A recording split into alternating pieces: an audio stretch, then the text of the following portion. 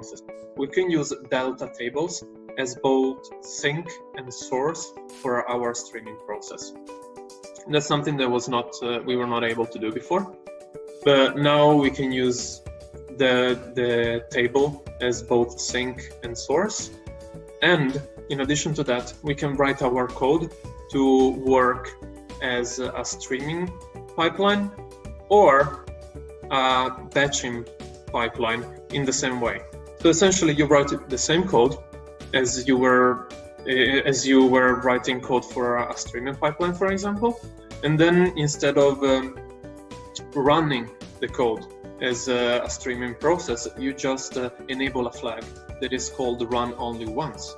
So magically, your streaming code becomes a batching code. And you can just run batching, and then if you think that the application requires streaming at a certain point, you can essentially just turn off this run only once property that is just a flag inside the code essentially, or a property to the streaming process.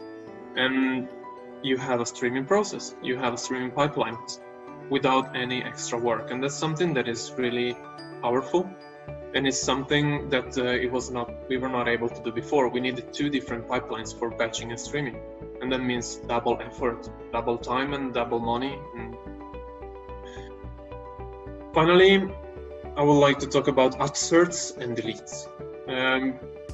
Upsert is essentially an operation that allows you to insert or to update rows inside your delta tables. And I'm pretty sure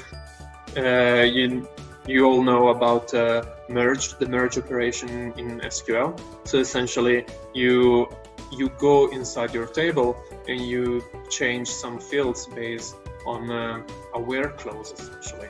It's like where date is equal to today, for example, please change the color from red to blue. And that was something that we were not able to do before in data lakes. But now we can essentially, thanks to Delta, go in and use the merge operation or upserts also in data lakes. That's something really powerful, and it's something that can be used to solve really complex scenarios without any complex solution. And deletes also.